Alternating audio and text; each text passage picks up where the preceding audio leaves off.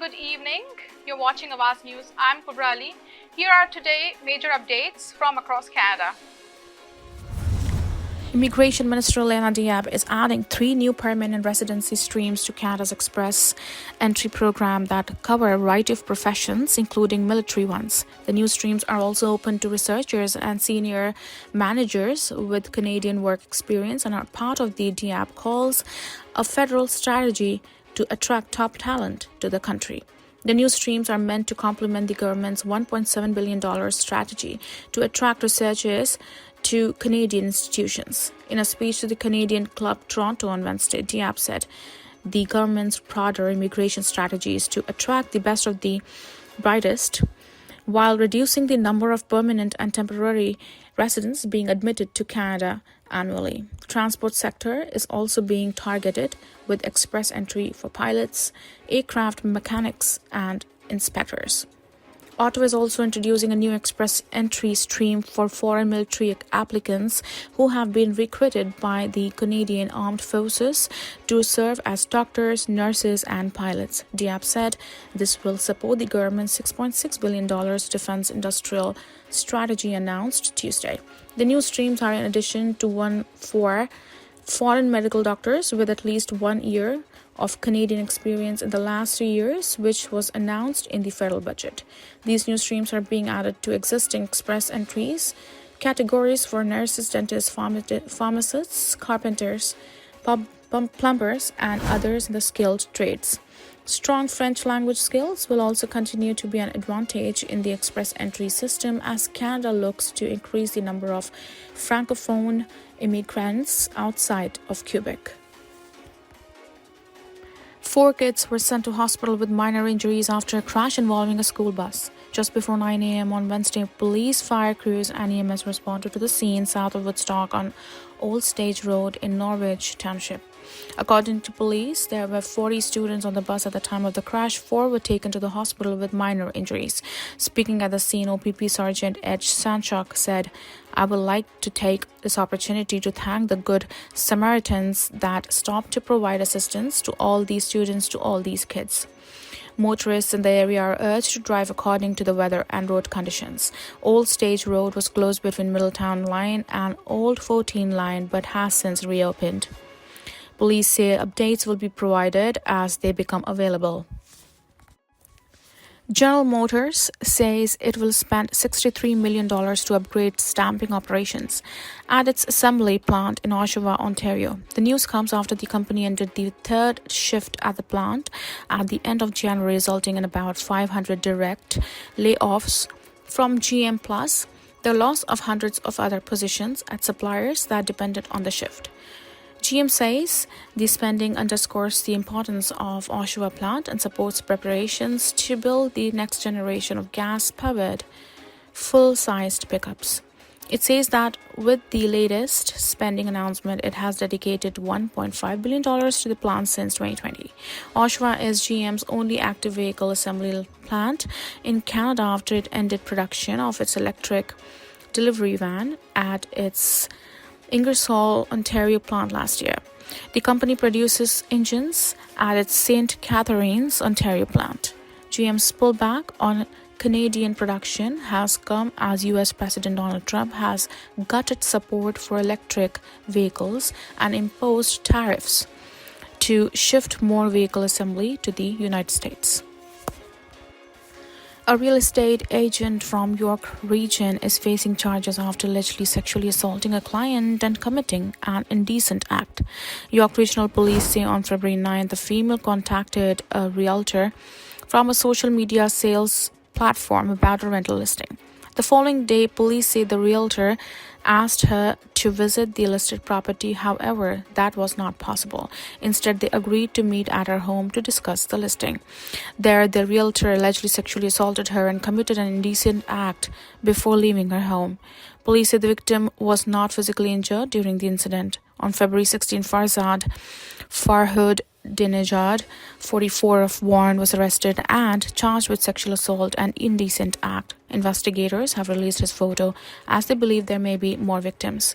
The investigation is ongoing, and anyone with further information is asked to contact the number 4 District Criminal Investigations Bureau at 1-866-876-5423 extension 7441 or Crime Stoppers anonymously. The Ontario line is on track to be completed in the early 2030s, but Metrolinx won't commit to a target opening date for the subway line and lessons learned from the repeated delays to the Eglinton Crosstown, CEO Michael Lindsay says. Lindsay made the comment to reporters at a news conference held to celebrate the groundbreaking for the elevated guideway and 4 new stations for the Ontario line on Wednesday. The Eglinton Crosstown was initially supposed to be completed in 2020 but faced years of delays and cost overruns and only opened to the public for the first time earlier this month. The Ontario line was slated to be completed as early as 2027 when it was first announced in 2024. The estimated completion date was later adjusted to 2031. Lindsay said Wednesday that while he anticipates that construction will be complete along the same timeline, he must make allowances for the fact that there will have to be a period of robust testing of the system before he can confidently confirm when the light might be operational. The groundbreaking ceremony on Wednesday marks a significant milestone in pushing forward a 3-kilometer raised stretch of the Ontario line connecting Don Valley, Flemington Park and Thorncliffe Park, a segment the province says will bring 30,500 people within walking distance of rapid transit while cutting commute times across Toronto. Crews have begun work on the elevated guideway, which will carry trains up to 14 meters above street level from the west end of Overlea Boulevard in Thorncliffe Park north to Don Valley Station at Don Mills Road, Eglinton Avenue East. Ground has also been broken on Cosburn Station. The province says the elevated segment will also improve access to 14,800 jobs. The province also says the project could reduce rush hour crowding at the Bloor-Yonge station by up to 22% or about 14,000 fewer riders. Toronto was hit with a major winter storm Wednesday, and the condition caused delays on transit during a treacherous afternoon rush hour. Several bus routes were detouring or facing delays due to the slippery road conditions. All express routes were also operating as local service during the storm. On Line 6, Finch West, regular service has resumed between Duncan Woods and Driftwood stations after a train lost its overhead connection to power earlier this morning. Meanwhile, Metrolinx says it's running on a special schedule due to the winter storm that's expected to drop 5 to 10 centimeters of snow and ice pellets by day's end. Toronto was under a yellow level winter storm warning for most of the day. It has since been lifted.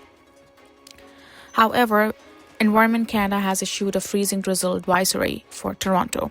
Environment Canada said periods of freezing drizzle were possible between late afternoon and evening. According to Ontario, provincial police officers have already responded to 160 collisions since this morning due to the weather, with more than 40 crashes being attended to right now. Outside of collisions caused by the conditions, the OPP said the ramp from Kennedy Road to westbound Highway 401 was briefly closed due to disabled tractor trailer. For members of the Toronto Guild of Spinners and Weavers, Ontario Premier Doug Ford's unprompted jab at basket weaving courses while he urged students to pursue jobs of the future landed close to home.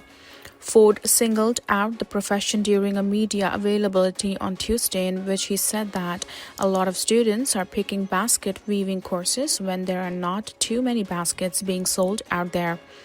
The Premier went on to suggest students go into healthcare trades and the jobs of the future, including careers in STEM, science, technology, engineering, math.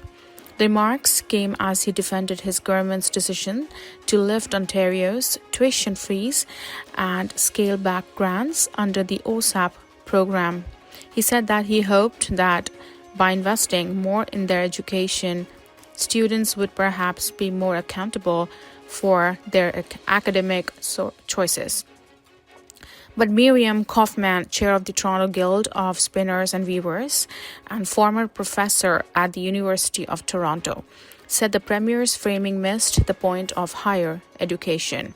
What people go to university for is learning how to problem solve and think through things.